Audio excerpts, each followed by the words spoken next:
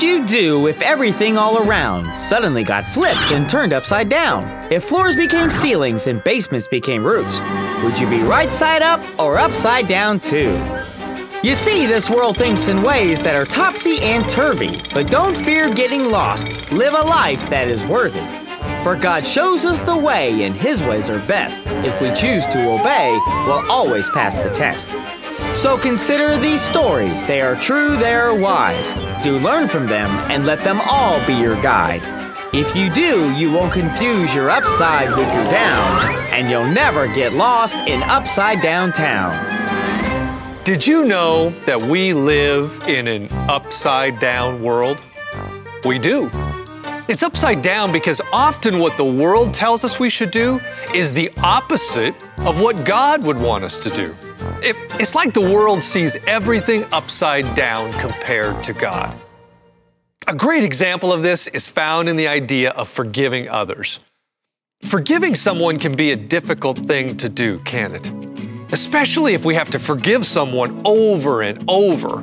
Now, the world would say, in its upside down way, that there should be a limit to how much we forgive others. That after a while, if someone continuously does something wrong to us, we should just stop forgiving them. But Jesus tells us that that is a very upside down way to live, and that is not what we should do. Let me explain by telling you what Jesus said about forgiveness in a story found in the Bible in Matthew chapter 18. In this story, we find Peter asking Jesus a question. Lord, how often should I forgive someone who sins against me?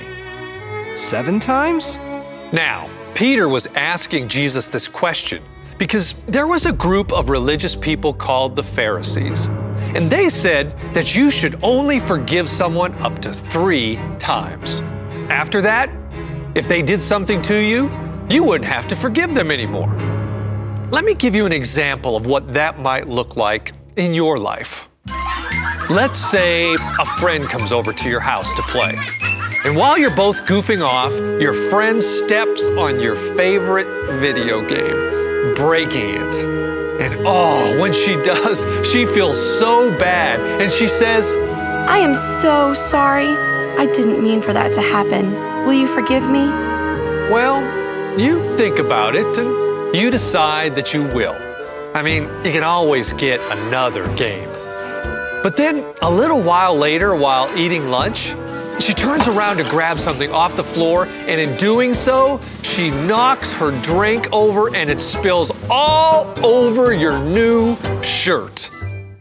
Oh, yikes. You can't believe it. You just bought this shirt. And you look at your friend and she is horrified. And once again, she says, I am so sorry. I am so clumsy. Will you please forgive me? And even though your shirt is ruined, you decide you will. Well, after lunch, the two of you decide to go upstairs so you can show her the school project that you've been working on all week. She likes it. In fact, she thinks it's pretty cool. And as she comes in for a closer look, she sneezes. And as she does, she tips over some paint and it goes all over your project, ruining it. Obviously, you become upset. But when you see that she didn't do it on purpose, and once again she asks you for forgiveness, you say you will. But now, in the back of your mind, you're saying, I've forgiven her 3 times. If she does one more thing, she is going to be in big trouble. Well, sure enough, your friend's bad day is about to get much worse.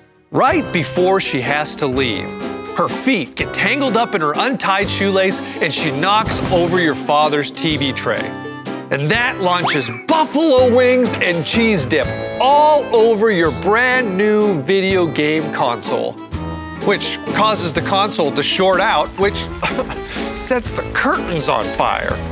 Oh no, you can't believe it. So you start screaming, Fire! Fire! and your mom, she rushes into the room and she has to use a fire extinguisher to put the fire out. Well, When the smoke clears, you turn around, and there's your friend, standing by the door with her head down. Very sadly, she says, I am not a very good friend. I'm such a klutz. Can you ever forgive me for this? but you've already forgiven her 3 times, so there's no more forgiveness for you to give. You send your friend home, never to speak to her again. Boy, that is a bummer story. But the question is that the right thing to do? Should you only forgive someone 3 times and then never forgive them again? Or maybe you should forgive them more than 3 times, maybe 7 times, like Peter said. Well, Jesus had the answer, and he gave it to Peter by telling him this story. There was once a king who had a lot of servants. Now, many of his servants owed the king money, and one day he called all of them in and told them they needed to pay him back. Well, one of the servants owed the king so much money there was no way he could ever pay him back. And when he told the king this, the king stated that everything the man had needed to be sold to pay back the debt. He even made an order stating that the servant, the servant's wife, and the servant's children needed to be sold into slavery to help pay back what the man owed. Well, when the servant heard this, he fell before the king and he begged him to give him another chance. He promised that if the king would be patient with him, he would find a way to pay back all that he owed. Well, when the king looked at the servant, he had pity on the man. And not only did he allow the servant to go free, he forgave him of his whole debt. That meant that the servant didn't owe the king anything. How awesome is that? That is forgiveness. Well, here is where the story takes an interesting turn. As the servant left the king, he happened upon someone who owed him money. Now, this man didn't owe the servant very much, but even so, he couldn't pay it back right away.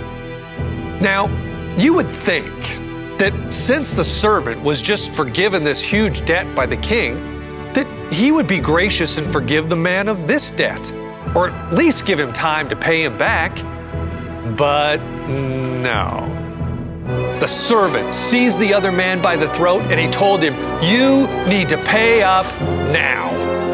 The man begged the servant for more time. He begged him, saying he would pay it all back.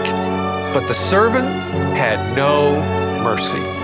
In fact, he sent the man to jail until he could pay off his debt. Can you believe that? Well, it just so happened that some other people observed the unmerciful servant's actions, and they went and told the king what he had done. And as you can imagine, the king didn't like the news one bit. And immediately, he called for the servant to be brought back to him. When the servant got there, the king was not happy. He called the servant evil because he had refused to show the same forgiveness that had been shown to him. And as punishment, the angry king had the servant thrown into jail until he could pay back all of the original debt.